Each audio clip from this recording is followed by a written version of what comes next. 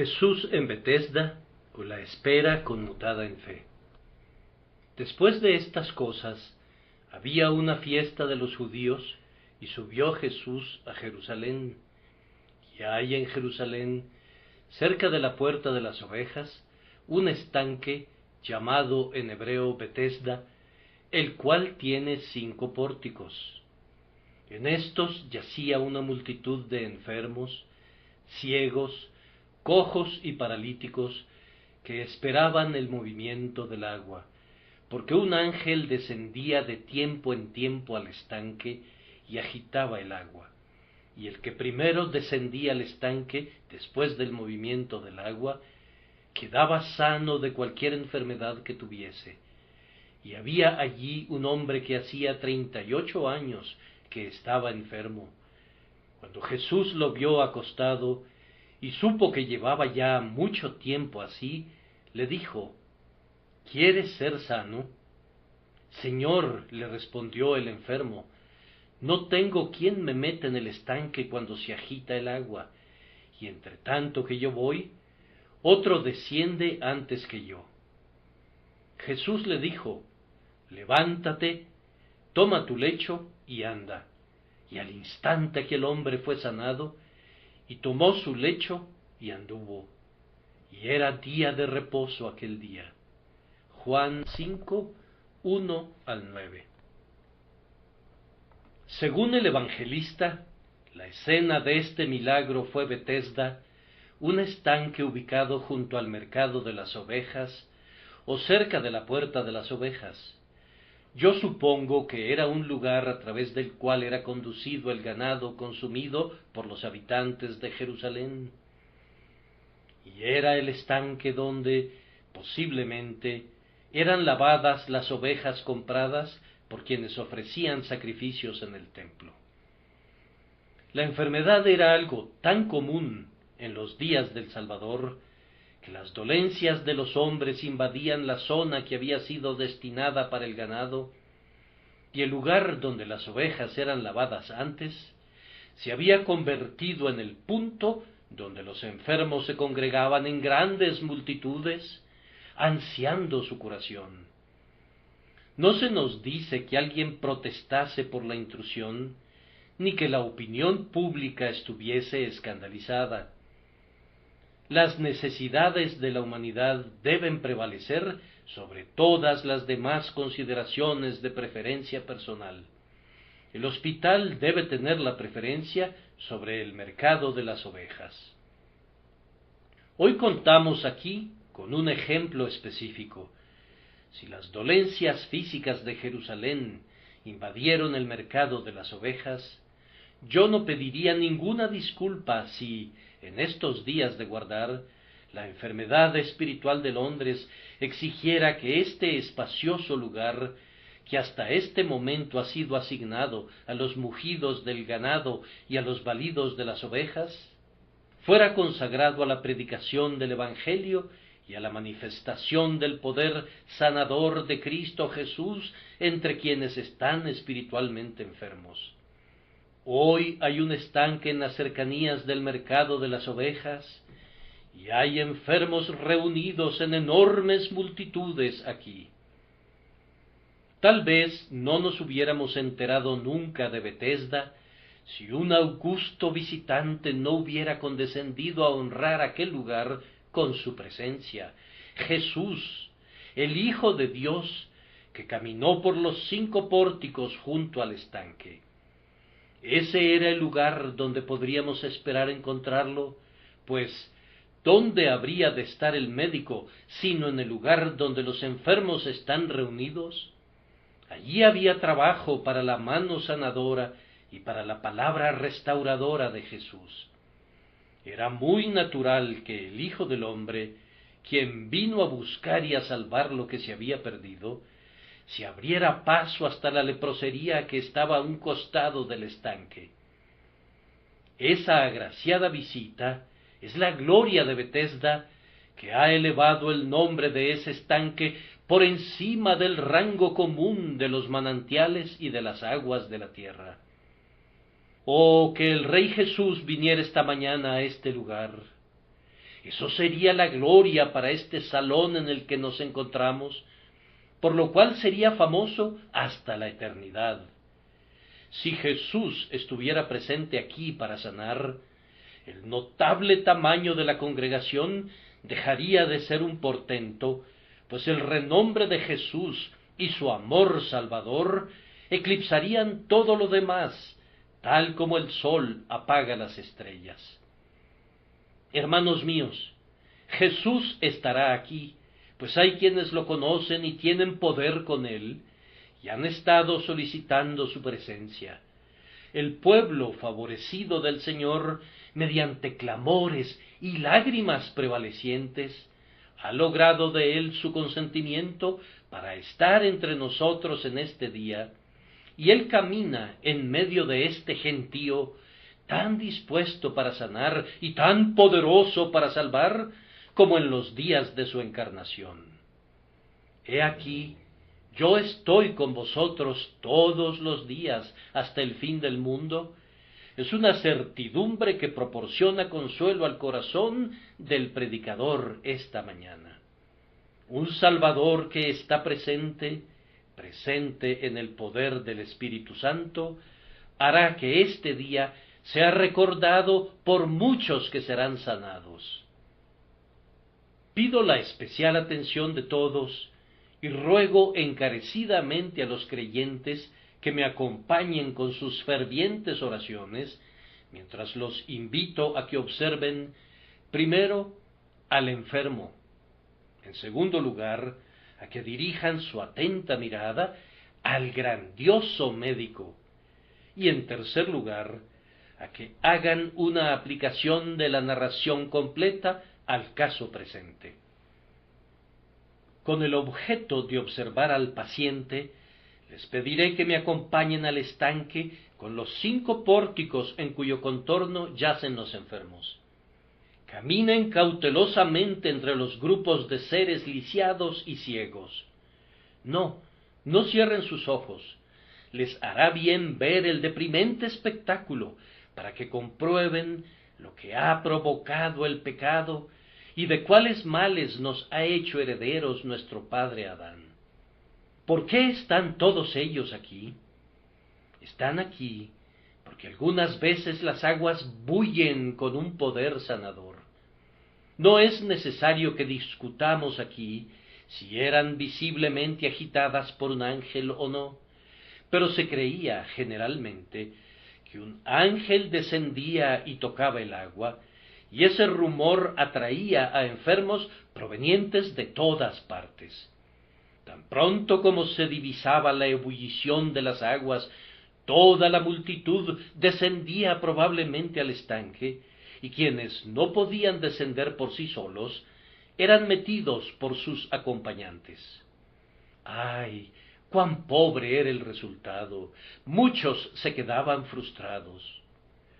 Únicamente uno era recompensado por el descenso. El primero en descender era sanado, pero solamente el primero.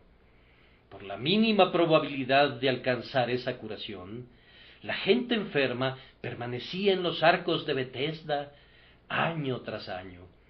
El enfermo de la narración había pasado muy probablemente la mayor parte de sus 38 años esperando junto a ese famoso estanque, sostenido por la remota esperanza de poder ser el primero de la multitud en descender algún día. En el día de reposo mencionado en nuestro texto, el ángel no le había visitado, pero alguien mejor había venido, pues Jesucristo, el Señor del ángel, estaba allí. Con respecto a este hombre, noten que él estaba plenamente consciente de su enfermedad. Él no cuestionaba el quebranto de su salud. Era un hombre enfermo. Lo sentía y lo reconocía. No era como algunas personas presentes aquí esta mañana, que están perdidas por naturaleza, pero que no lo saben o no quieren confesarlo. Estaba consciente de que necesitaba la ayuda celestial y su espera junto al estanque lo demostraba. No hay en esta asamblea muchas personas que estén igualmente convencidas sobre este punto. Durante mucho tiempo tú has sentido que eres un pecador y has sabido que a menos que la gracia te salve, no puedes ser salvo nunca. Tú no eres un ateo, ni niegas el Evangelio. Por el contrario, crees firmemente en la Biblia y deseas de todo corazón poder tener una participación salvadora en Cristo Jesús. Pero, por el momento, no has avanzado más allá de sentir que estás enfermo, de desear ser sanado y de reconocer que la curación debe venir de lo alto. Hasta aquí vamos bien, pero no es bueno detenerse aquí. El enfermo que deseaba ser sanado esperaba junto al estanque, atento a alguna señal o a algún prodigio. Él esperaba que un ángel abriera de pronto de par en par las puertas de oro y tocara las aguas que ahora estaban en calma y quietas, y entonces podría ser sanado. Mis queridos oyentes, este es también el pensamiento de muchas personas que se duelen de sus pecados y desean la salvación. Aceptan algún consejo peligroso y sin ningún sustento bíblico que les es ofrecido por una cierta clase de ministros. Esperan junto al estanque de Betesda, perseveran en el uso formal de medios y ordenanzas, y permanecen en la incredulidad, en la espera de algo grande. Persisten en un continuo rechazo a la obediencia del Evangelio y, no obstante, ansían experimentar súbitamente extrañas emociones, singulares sentimientos o notables impresiones. Esperan ver alguna visión, o escuchar alguna voz sobrenatural, o ser alarmados por delirios de horror. Ahora, queridos amigos, no vamos a negar que haya unas cuantas personas que han sido salvadas por intervenciones muy singulares de la mano de Dios, de una manera que está completamente fuera de los modos ordinarios del procedimiento divino. Seríamos muy necios, por ejemplo, si fuéramos a disputar la verdad de una conversión como la del coronel Gardiner, quien, la noche precisa en que había acordado una cita para cometer pecado, fue atajado y convertido por una visión de Cristo en la cruz que, de cualquier manera, el coronel pensó que vio. Y también oyó, o se imaginó que oyó, la voz del Salvador que argumentaba tiernamente con él. Sería inútil disputar que casos así hayan ocurrido, que ocurran en verdad y que pudieran ocurrir de nuevo. Con todo, tengo que rogarles a las personas inconversas que no busquen tales intervenciones en sus propios casos. Cuando el Señor les pide que crean en Jesús, ¿qué derecho tienen ustedes de exigir a cambio señales y prodigios? Jesús mismo es el mayor de todos los prodigios.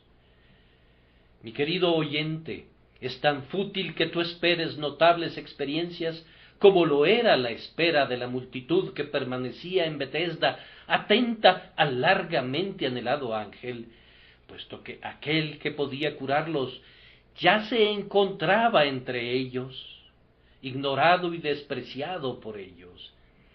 Qué espectáculo tan lastimero es verlos contemplar las nubes cuando el médico que podía sanarlos estaba presente sin que le presentaran ninguna petición, ni buscaran alguna misericordia de sus manos. Con respecto al método de esperar para ver o para sentir algo grande, nuestro comentario es que no es el camino que Dios ha ordenado que sus siervos prediquen. Yo reto al mundo entero que encuentre algún evangelio de Dios en el que se le diga a algún inconverso que permanezca en la incredulidad. ¿Dónde se le dice al pecador que espere a Dios, practicando las ordenanzas para poder ser salvado así? El evangelio de nuestra salvación es este: cree en el Señor Jesucristo y serás salvo. Cuando nuestro Señor transmitió su comisión a sus discípulos, les dijo: id por todo el mundo y predicad el evangelio a toda criatura. ¿Y cuál era ese evangelio? Díganle que esperen en su incredulidad en el uso de medios y ordenanzas hasta que vean algo grande. Díganles que sean diligentes en la oración y que lean la palabra de Dios hasta que se sientan mejor. Ni una sola pizca de eso. Así dice el Señor: el que creyere y fuere bautizado será salvo, mas el que no creyere será condenado. Este era el evangelio, y el único evangelio que Jesucristo siempre ordenó que predicaran sus ministros. Y quienes dicen: esperen a sentir algo, esperen a experimentar impresiones, esperen prodigios, anuncian otro evangelio que no es otro, sino que hay algunos que los perturban. Exponer a Cristo en la cruz es la obra salvadora del ministerio evangélico, y la esperanza de los hombres está cimentada en la cruz de Jesús. El evangelio de Dios es: mirad a mí y sed salvos todos los términos de la tierra. El evangelio del hombre que ha destruido a miles es: esperen junto al estanque. Este evangelio, que no tiene nada de evangélico, es inmensamente popular. No me sorprendería si al menos la mitad de ustedes estuvieran satisfechos con él. Oh, mis oyentes, ustedes no rehúsan ocupar los asientos en nuestros lugares de adoración.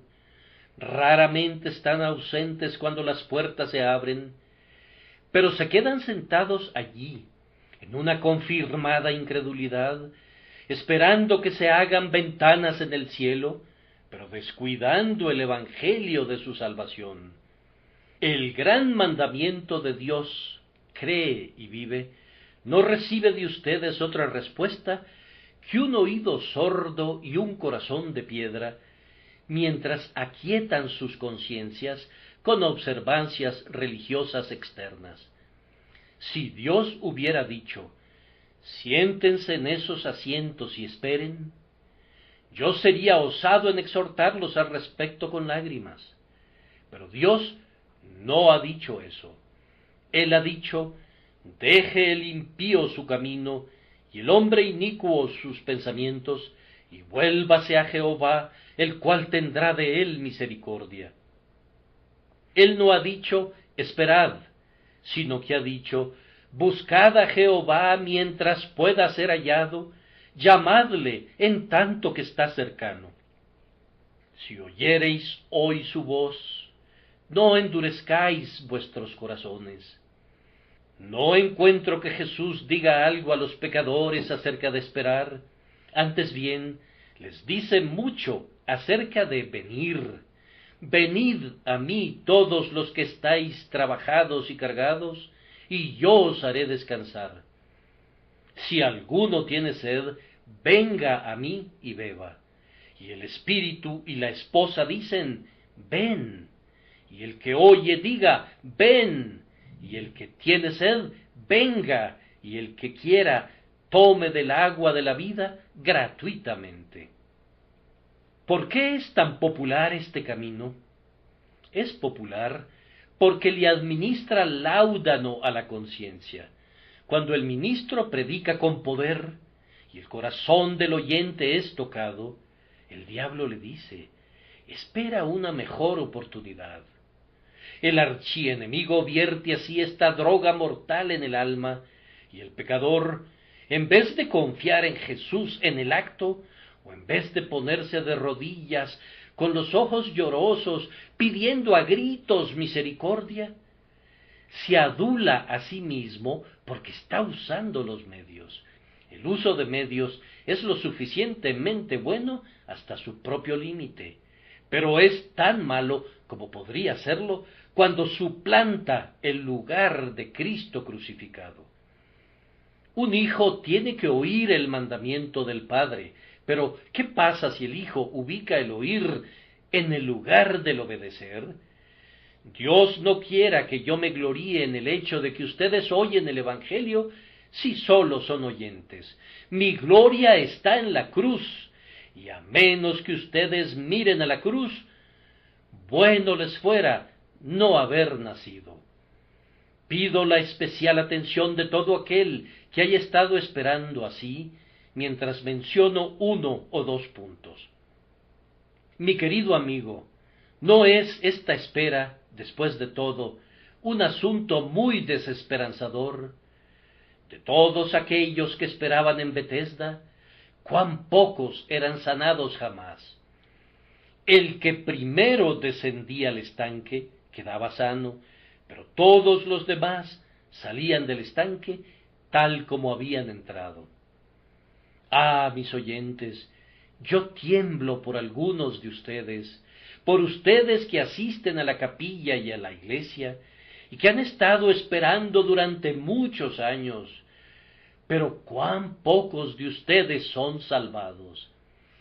Miles de ustedes mueren en sus pecados, esperando en una incredulidad inicua. Unos cuantos son arrebatados del fuego como tizones, pero la gran mayoría de quienes aguardan empedernidamente, esperan y esperan hasta morir en sus pecados.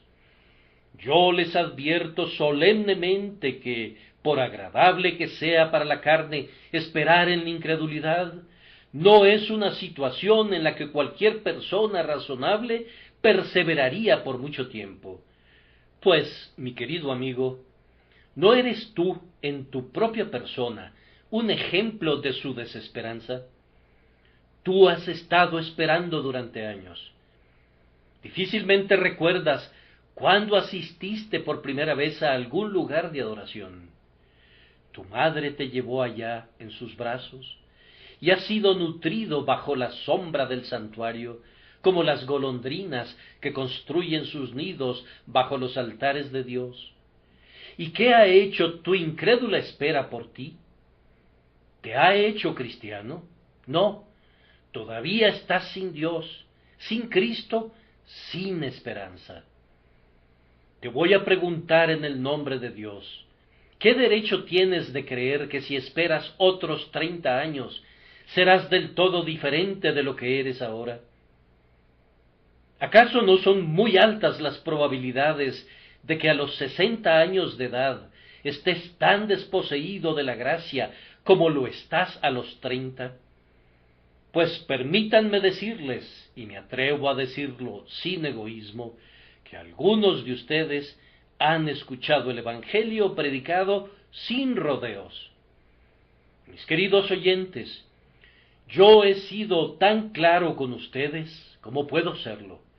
Nunca he rehusado declarar el consejo íntegro de Dios, ni tampoco he rehuido elegir algún caso específico para tratarlo detalladamente.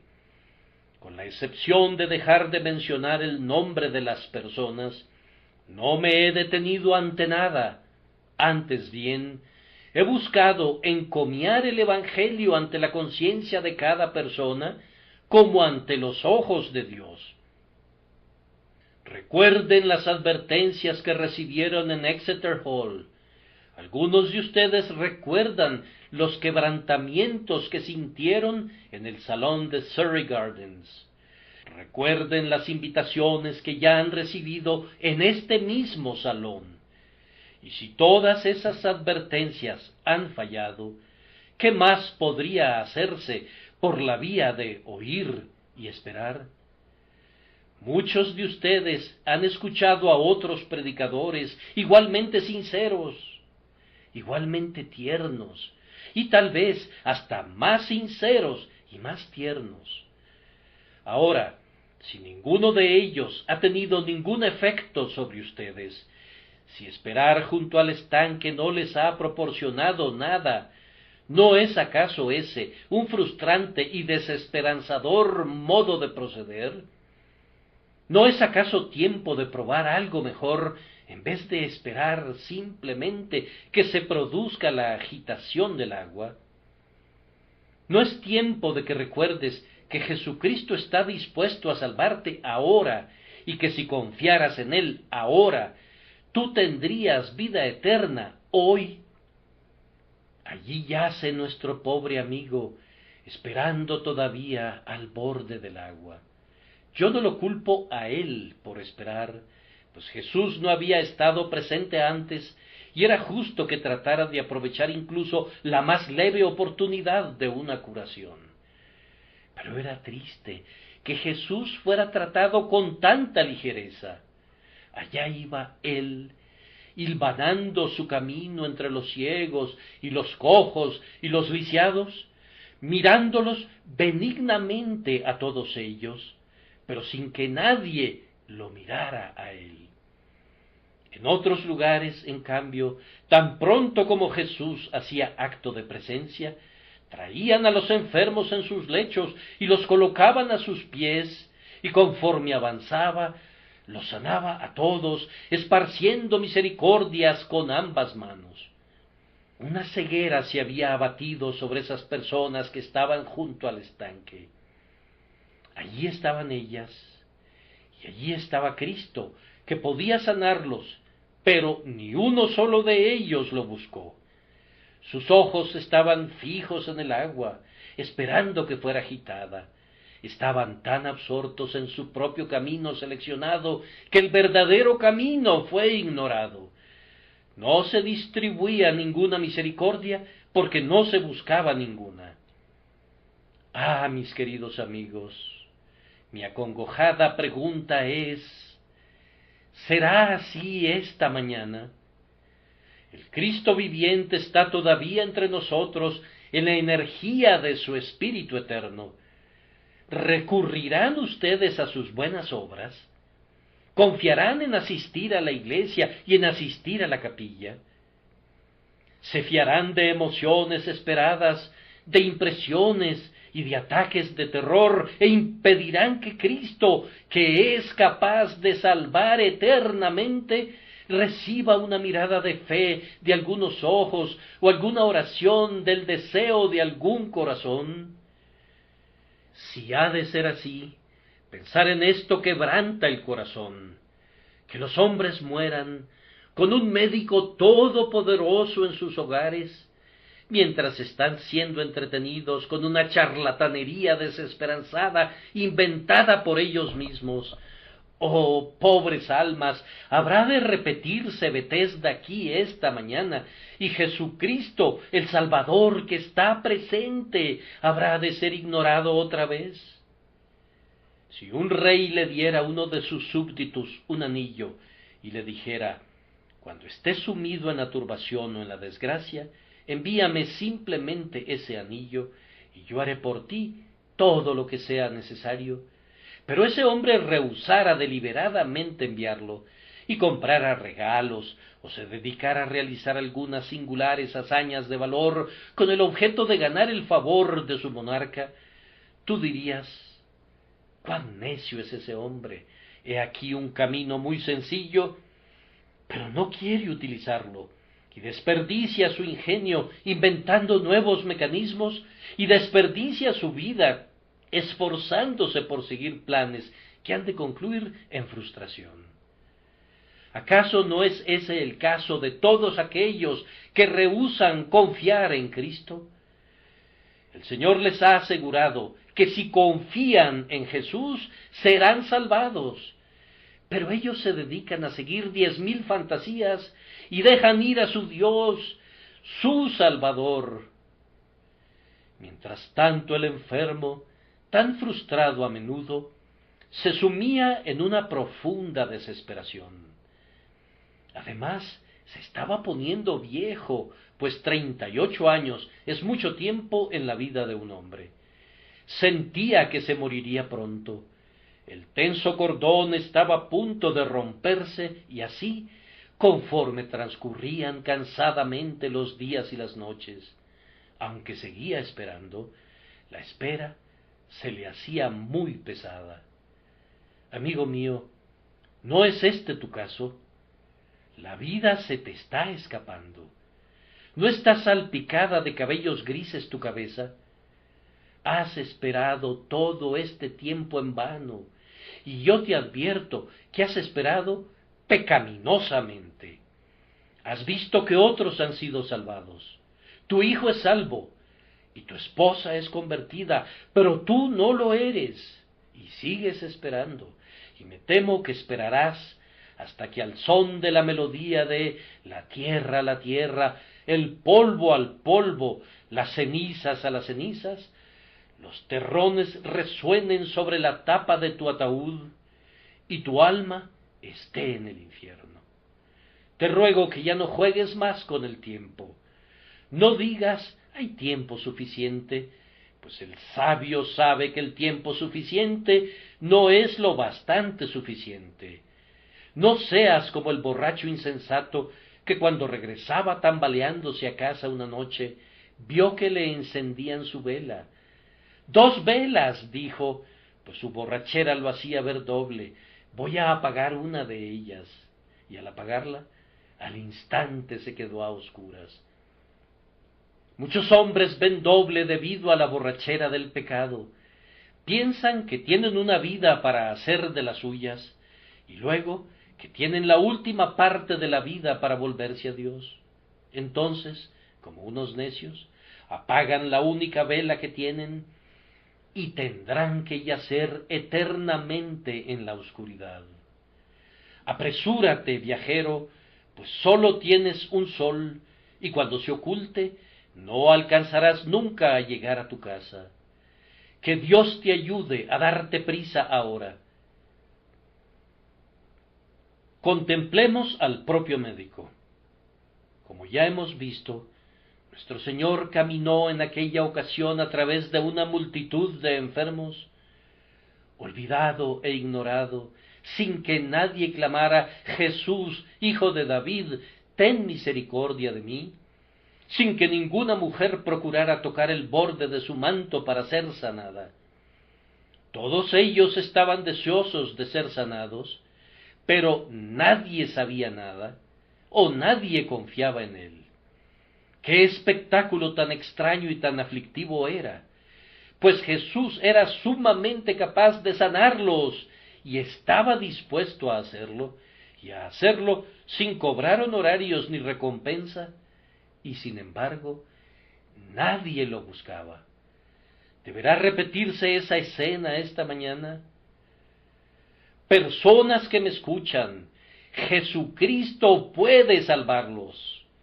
No hay ningún corazón que sea tan duro que Él no pudiera ablandar. No hay ningún hombre en medio de ustedes que esté tan perdido que Jesús no pudiera salvar. Bendito sea mi amado Maestro, pues ningún caso lo ha derrotado jamás. Su poderosa fuerza sobrepasa los más profundos abismos del pecado y de la insensatez humana. Si hubiera alguna ramera aquí, Cristo puede limpiarla. Si hubiera un borracho o un ladrón aquí, la sangre de Jesús puede volverlo tan blanco como la nieve.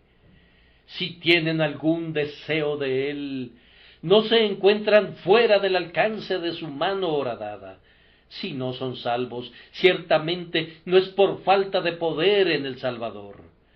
Además, su pobreza no es ningún estorbo, pues mi Señor no les pide absolutamente nada. Mientras más pobre sea el desventurado, más bienvenido es a venir a Cristo. Mi Señor no es un sacerdote codicioso que exija un pago por lo que hace. Él nos perdona gratuitamente. Él no necesita ninguno de los méritos de ustedes, ni nada suyo. Vengan a Él tal como están, pues Él está dispuesto a recibirlos tal como están. Pero aquí está mi tristeza y mi queja, que este bendito Señor Jesús, aunque está presente para sanar, es ignorado por la mayoría de los hombres. Ellos están mirando hacia otro lado y no tienen ojos para Él. Con todo, Jesús no estaba enojado. Yo no encuentro que censurara a alguno de los que yacían en los pórticos, o que hubiera tenido algún pensamiento severo para con ellos. Más bien, estoy seguro de que sintió piedad de ellos, y que dijo en su corazón: ay, pobres almas que desconocen que la misericordia está muy cerca. Mi Señor no está airado con ustedes que lo olvidan y lo ignoran, sino que tiene piedad de ustedes en su corazón. Yo solo soy su pobre siervo, pero desde lo íntimo de mi corazón tengo piedad de aquellos que viven sin Cristo. De buena gana lloraría por ustedes que están probando otras vías de salvación, pues todas concluirán en una desilusión, y si ustedes continuaran en ellas, comprobarán ser su destrucción eterna. Observen muy cuidadosamente lo que hizo el Salvador. Mirando en torno a todo el grupo, hizo una elección. Él tenía el derecho de hacer la selección que quisiera y ejerció esa soberana prerrogativa. El Señor no está obligado a otorgar su misericordia a todo el mundo ni a todas las personas. Él ha proclamado libremente la misericordia a todos, pero como ustedes la rechazan, Él tiene ahora un doble derecho de bendecir a sus elegidos, haciendo que se ofrezcan voluntariamente en el día de su poder. No sabemos por qué el Salvador seleccionó a aquel hombre de entre la multitud, pero ciertamente fue por una razón cimentada en la gracia. Si nos pudiéramos aventurar a dar una razón para su elección, pudiera ser que lo seleccionó por ser el caso más grave y por ser el que había esperado más tiempo. El caso de aquel hombre estaba en boca de todos. Decían: ese hombre ha estado ahí 38 años. Nuestro Señor actuó conforme a su eterno propósito, haciendo lo que le agrada con lo suyo.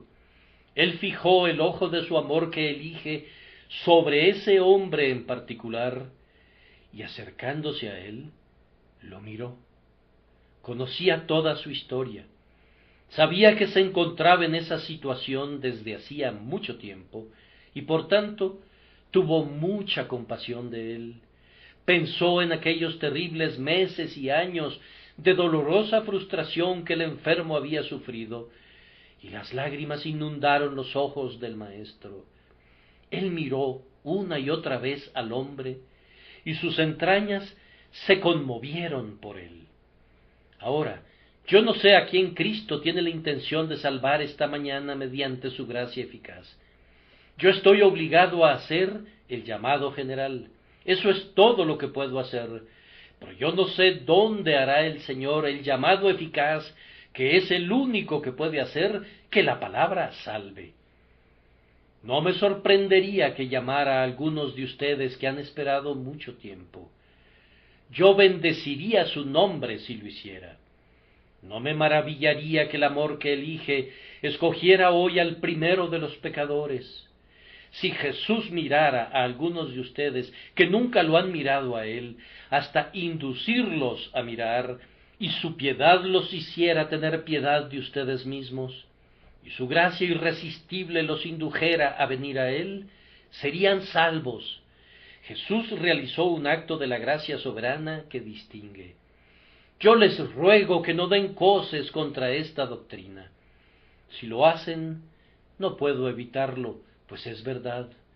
Yo les he predicado el Evangelio a todos ustedes tan libremente como pudiera hacerlo un hombre, y ciertamente ustedes que lo rechazan no deberían contender con Dios por otorgar a otros esas cosas que a ustedes no les importa recibir. Si desean su misericordia, Él no se las negará. Si lo buscan, lo encontrarán. Pero si no quieren buscar la misericordia, no contiendan con el Señor porque la otorgue a otros. Habiendo mirado a ese hombre con una consideración especial, Jesús le preguntó: ¿quieres ser sano? Ya les he indicado que Cristo no preguntó eso porque necesitara información, sino porque deseaba excitar la atención del hombre. Como era un día de reposo, el hombre no pensaba ser curado, pues un judío consideraba que era algo muy improbable que ocurrieran curaciones en un día de reposo. Jesús, por tanto, atrajo los pensamientos del hombre al asunto que traía entre manos, pues fíjense, la obra de gracia es una obra que se realiza sobre una mente consciente, no sobre una materia insensible. Aunque los pusellistas pretenden regenerar a niños inconscientes, rociando sus rostros con agua, Jesús no intentó nunca tal cosa. Jesús salva a hombres que tienen el pleno uso de sus sentidos, y su salvación es una obra sobre un intelecto vivificado y sobre afectos que han sido despertados. Jesús atrajo de regreso a la mente divagante con la pregunta: ¿quieres ser sano? Ciertamente, pudo haber dicho el hombre, ciertamente lo deseo por sobre todas las cosas, lo anhelo, lo ansío ardientemente. Ahora, mi querido oyente, te voy a hacer la misma pregunta. ¿Quieres ser sano? ¿Deseas ser salvado? ¿Sabes en qué consiste ser salvo? Oh, respondes tú, consiste en escapar del infierno. No, no, no. Ese es el resultado de ser salvado, pero ser salvado es algo diferente. ¿Quieres ser salvado del poder del pecado?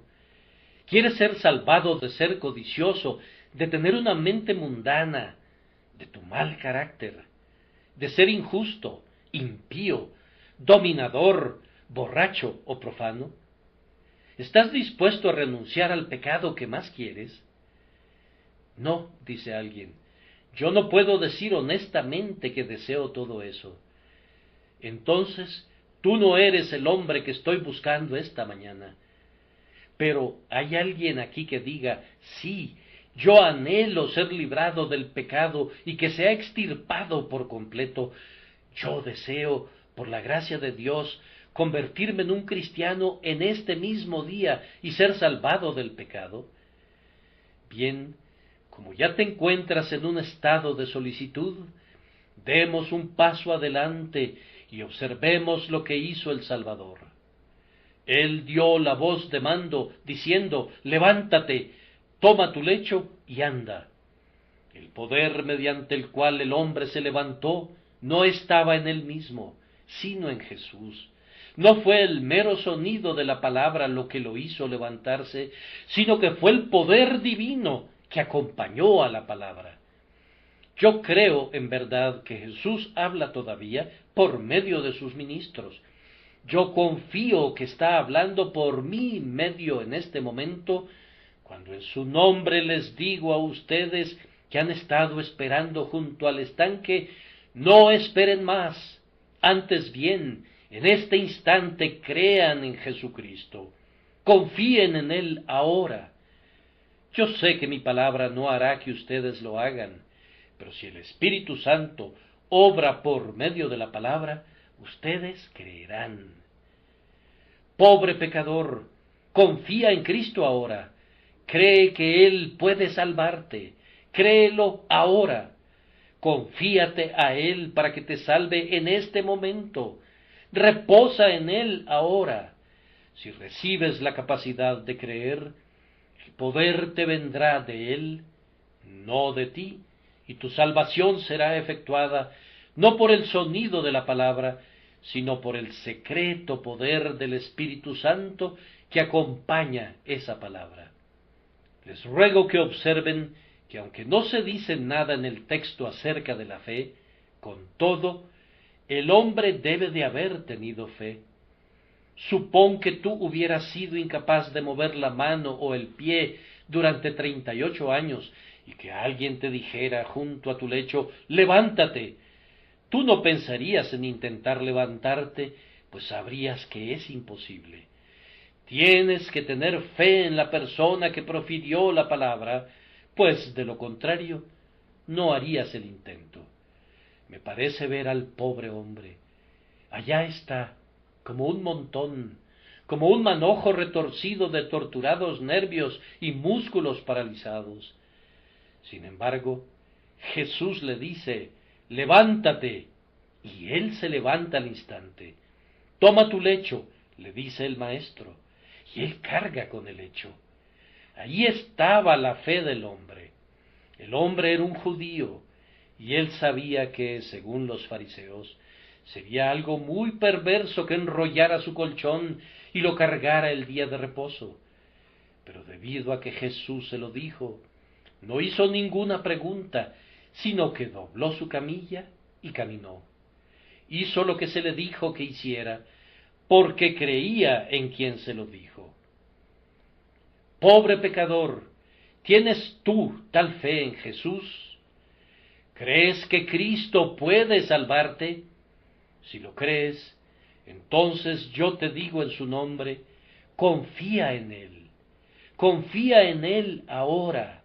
Si confías en Jesús, serás salvo esta mañana, serás salvado en el acto y serás salvado para siempre.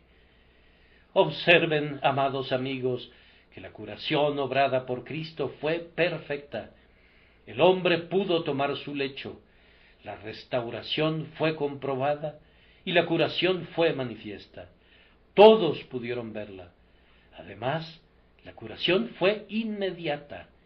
No se le dijo que tomara masa de higos y que la pusiera sobre la llaga y que esperara. No fue llevado a casa por sus amigos, ni fue obligado a guardar cama un mes, ni dos, ni fue gradualmente atendido hasta que recuperara su energía vital. Oh, no, fue curado de inmediato. La mitad de nuestros cristianos profesantes imaginan que la regeneración no puede ocurrir en un momento y, por tanto, le dicen al pobre pecador, anda y acuéstate junto al estanque de Betesda, espera y usa las ordenanzas, humíllate, busca un arrepentimiento más profundo. Amados, desechen esa enseñanza.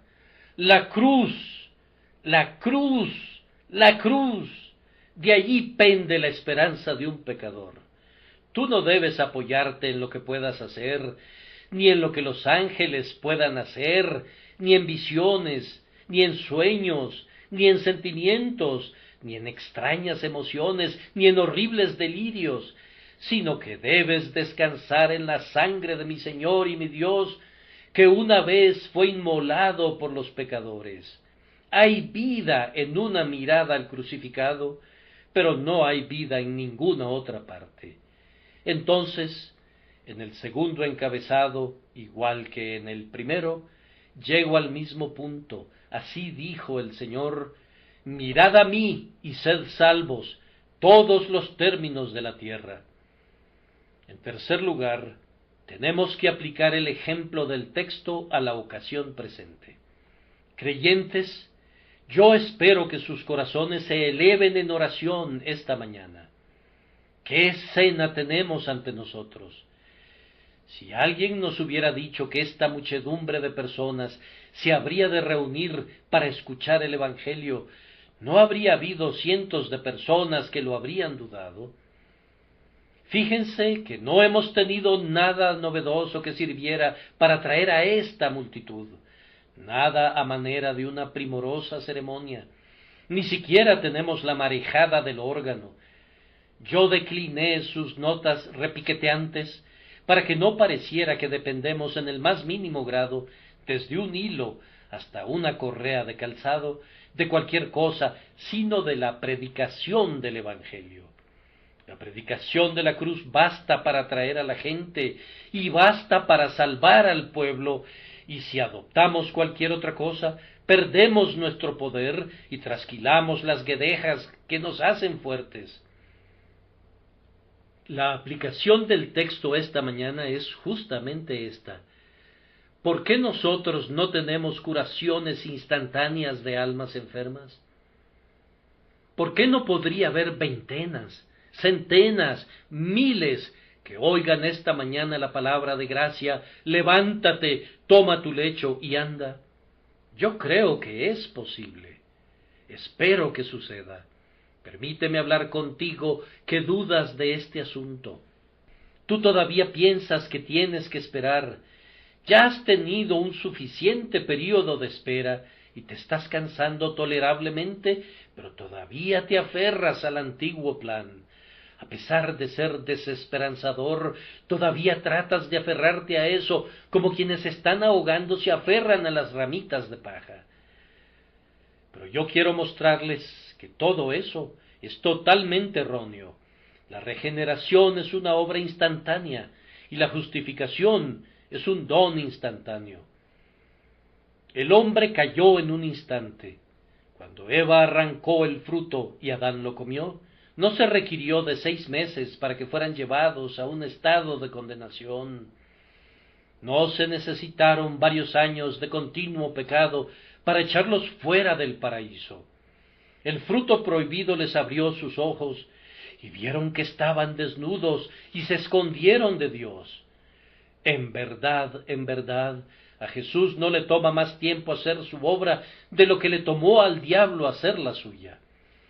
¿Acaso nos destruirá el demonio en un instante y Jesús sería incapaz de salvarnos en un instante? ¡Ah!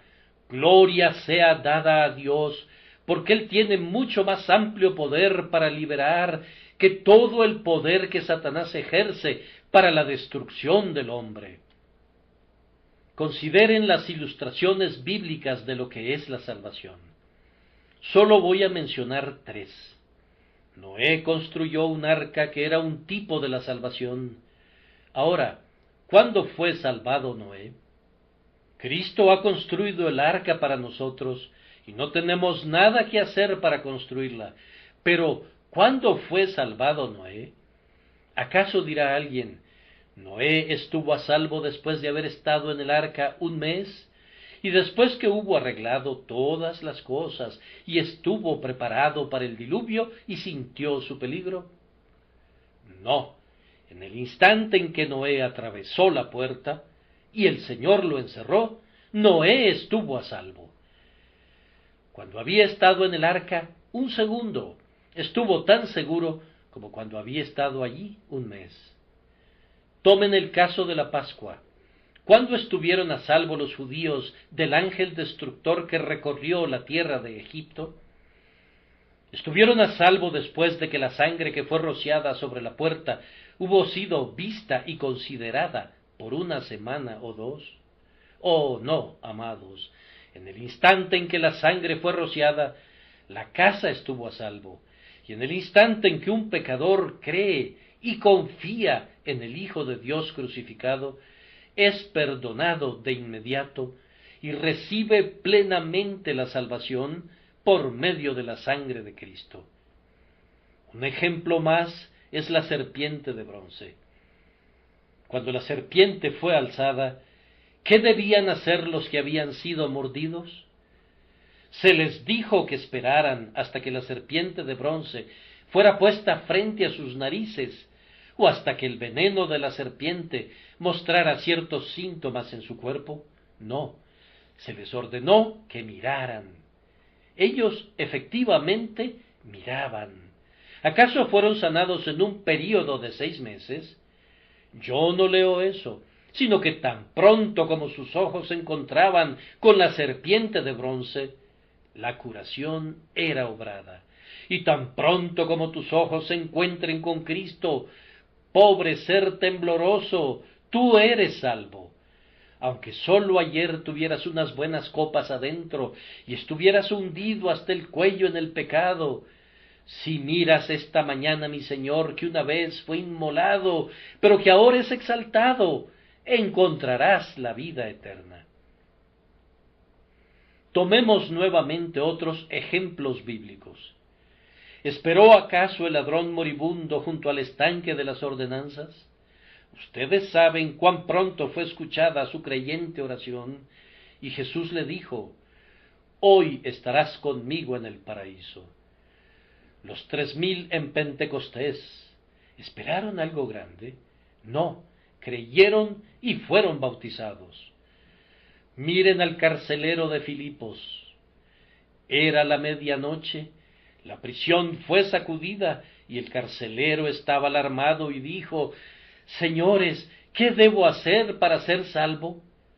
¿Acaso Pablo respondió: «Bien, tienes que usar los medios y tienes que buscar una bendición en las ordenanzas»? No, él dijo: «Cree en el Señor Jesucristo y serás salvo tú y tu casa», y esa misma noche lo bautizó. Pablo no se tomó al respecto el tiempo que algunos piensan que es sumamente necesario. Él creía, como lo creo yo, que hay vida en una mirada a Jesús. Pedía a los hombres que miraran, y mirando, ellos vivían.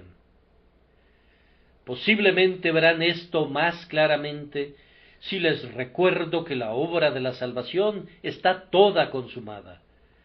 No hay nada que el pecador deba hacer para ser salvo, pues todo ha sido hecho para él. Tú requieres de un baño. El baño no necesita ser llenado. Hay una fuente llena de sangre. Tú necesitas un vestido. No necesitas confeccionar el vestido, pues el manto está listo. El manto de la justicia de Cristo está tejido de arriba a abajo, y todo lo que se requiere es que te lo pongas. Si tú debieras hacer alguna obra, podría tratarse de un proceso prolongado, pero todo lo que se requería hacer ya fue consumado por Cristo. La salvación no es por obras, sino por gracia, y aceptar lo que Cristo te presenta no es una obra de tiempo. Además, permítanme decirles que la propia regeneración no puede ser una obra de un tiempo prolongado, porque incluso allí donde pareciera ser más gradual, cuando se la mira de cerca, resulta ser en su esencia la obra de un momento. Un hombre está muerto. Ahora, si ese hombre resucitara de los muertos, tiene que haber un instante en el que estaba muerto y otro instante en el que está vivo. La vivificación real tiene que ser la obra de un instante. Concedo que al principio la vida podría ser muy débil, pero tiene que haber un momento cuando esa vida comienza. Tiene que haber una línea. No siempre podemos verla, pero Dios la ve. Tiene que haber una línea entre la vida y la muerte. Un hombre no puede estar a medias vivo y a medias muerto. O está vivo o está muerto. Y así tú estás ya sea muerto en el pecado o vivo para Dios, y la vivificación no puede involucrar un período largo de tiempo. Finalmente, mis oyentes, no toma ni un año ni un siglo para que Dios diga: «Yo te perdono». El juez pronuncia la sentencia y el criminal es absuelto. Si Dios te dijera esta mañana: «Yo te absuelvo», tú quedas absuelto y puedes ir en paz. Tengo que dar un fiel testimonio en cuanto a mi propio caso. Yo nunca encontré la misericordia por esperar. Nunca obtuve un rayo de esperanza por depender de las ordenanzas. Encontré la salvación por creer. Oía un sencillo ministro del Evangelio que decía: «Mira y vive, mira a Jesús, Él sangra en el huerto, Él muere en el madero, confía en Él». Confíate a lo que Él ha sufrido en vez de confiar en ti, y si confías en Él, serás salvo. El Señor sabe que yo había oído ese Evangelio muchas veces antes, pero no lo había obedecido. Sin embargo, esa vez vino con poder a mi alma, y yo en verdad miré, y en el instante en que miré a Cristo, perdí mi carga. Pero me preguntará alguien: ¿cómo lo sabes? ¿Llevaste alguna vez un fardo sobre ti? Oh, sí, respondes. ¿Sabes cuándo quedaste libre de él? ¿Cómo lo supiste? Oh, respondes, me sentí muy diferente. Yo me daba cuenta cuando llevaba la carga a cuestas y, consecuentemente, supe cuándo estuve libre de ella. Lo mismo sucedió en mi caso. Yo solo deseo que algunos de ustedes sientan la carga del pecado como yo la sentí, cuando esperaba junto al estanque de Betesda. Me asombra que esa espera no me transportara al infierno. Pero cuando escuché la palabra, mira, yo miré y mi carga desapareció. Me preguntaba dónde se había ido.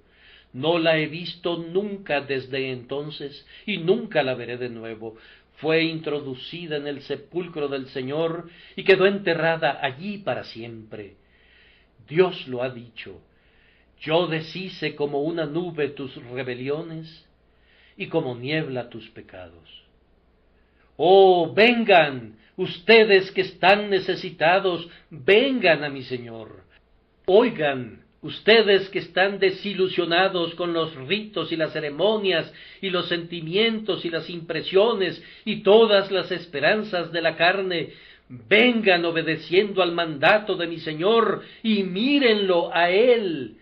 Él no está presente aquí en la carne, pues ha resucitado, pero resucitó para interceder por los pecadores y puede salvar perpetuamente a los que por Él se acercan a Dios, viviendo siempre para interceder por ellos.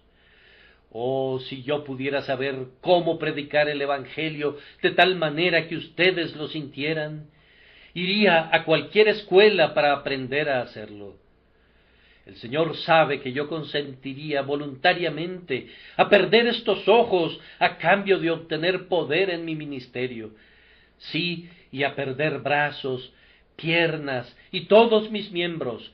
Yo estaría dispuesto a morir si pudiera, pero quisiera ser honrado por el Espíritu Santo para ganar a esta muchedumbre de almas para Dios.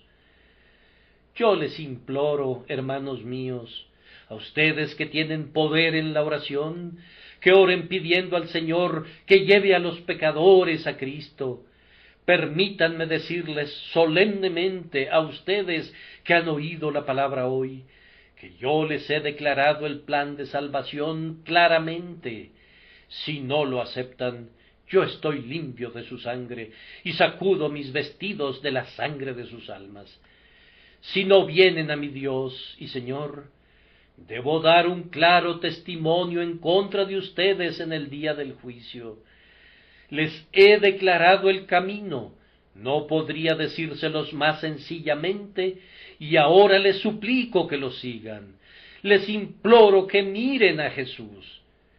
Pero si lo rechazan, de cualquier manera, cuando resuciten de los muertos y estén delante del gran trono blanco, háganme justicia diciendo que yo les imploré y persuadí para que escaparan y que les insistí para que huyeran de la ira venidera.